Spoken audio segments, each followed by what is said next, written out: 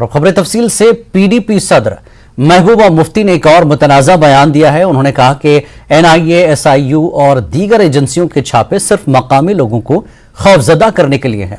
News 18 JKLH से खुसूसी बातचीत में महबूबा मुफ्ती ने कहा कि अगर वाकई मीर वाइस के कातिलों को गिरफ्तार कर लिया गया है तो मौजूदा मीर वाइस को घर में नजरबंदी क्यों किया गया। उन्होंने वज़ीर दाखिला अमित शाह के 370 के बयान पर रद्दअमल ज़ाहिर करते हुए कहा कि बीजेपी आइन को नहीं मानती। G20 पर उन्होंने कहा कि G20 के नाम पर सब कुछ तकसीम किया जा रहा है।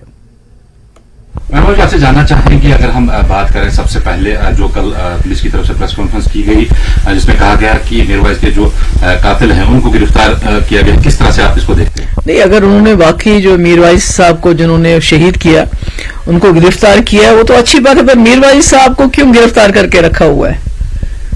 तो उनके पीछे क्यों एजेंसीज लगाई हुई हैं? अगर उनके फादर शहीद किए गए हैं तो उनको किस चीज की सजा मिल रही है? जो होम मिनिस्टर का कहना है कि जो आर्टिकल 370 है वो टेम्पररी फेज था, टेम्पररी एक कॉन्स्टिट्यूशन था, कॉन्स्टिट्यूशन में जिसको हटाने में उनको दिक्कत नहीं हुई और आगे 25 सालों तक भी कोर्ट भी उसमें मुदाखलत नहीं कर सकता। आप कैसे देखते हैं? देखिए, जहां तक होम मिनिस्टर साहब का सवाल है या बीजेपी की सरकार का सवाल है, बीजेपी की जमात का सवाल है, इनके लिए तो इस मुल्क का कॉन्स्टिट्यूशन, संविधान भी टेम्पररी है, ये तो उसको भी नहीं मानते हैं। इन्होंने तो उसकी भी धज्जियां उड़ा दी। ये तो जो इनको ब्रूट मेजॉरिटी मिली है पार्लियामेंट में उसका इस्तेमाल करके यहाँ की संविधान की धज्जियां उड़ाते हैं और 370 भी उसी संविधान का हिस्सा है। तो ये समझते नहीं कि जम्मू कश्मीर को मुल्क के साथ जोड़ने वाला 370 है, तो उसको तोड़ के आपने उस रिश्ते को कमजोर किया। जम्मू कश्मीर के जो लोगों का जो भरोसा था उसको आपने नुकसान पहुंचाया है। तो ये तो संविधान को न मानने वाले लोग हैं, इनसे मैं क्या बात करूं। जिस तरह का हाइप G20 समिट को मिल रहा है, हमने देखा सिटी ब्यूटिफिकेशन या सिक्योरिटी जो सिनेरियो इस टाइम बना हुआ है और बात हो रही है कि टूरिज्म प्रमोशन के लिए है और यहाँ के लोगों की बेहतरी के लिए। आप इस G20 को ओवरऑल अगर देखें तो कैसे देखते हैं? मैंने कहा अभी पकड़ दकड़ शुरू, हमारे नौजवानों को जेलों में बंद करके रखे, उनको बताया कि G20 खत्म होगा, आपको छोड़ देंगे। दुकानदारों को ये बोला गया कि दुकान बंद नहीं होनी चाहिए। स्कूल हमारे बंद किए जा रहे हैं 10 दिन के लिए। सड़कों का हाल आपने देखा क्या किया है। जो हमारे यहाँ हमारी जो विरासत है, पुराने जो पत्थर होते थे उनको निकाल के वो चीप सस्ते किस्म की टाइल्स लगाई जा रही हैं।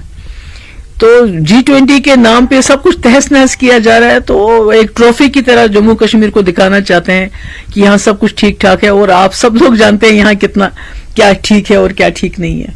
आखिर में आपसे जानना चाहेंगे, हमने देखा 2019 के बाद लगातार NIA, ED, SIU, SIA इनकी कार्रवाइयां जो हैं वो लगातार चल रही हैं। दिन में 2-2, 4-4 जगहों पे छापे हो रहते हैं यहाँ पे।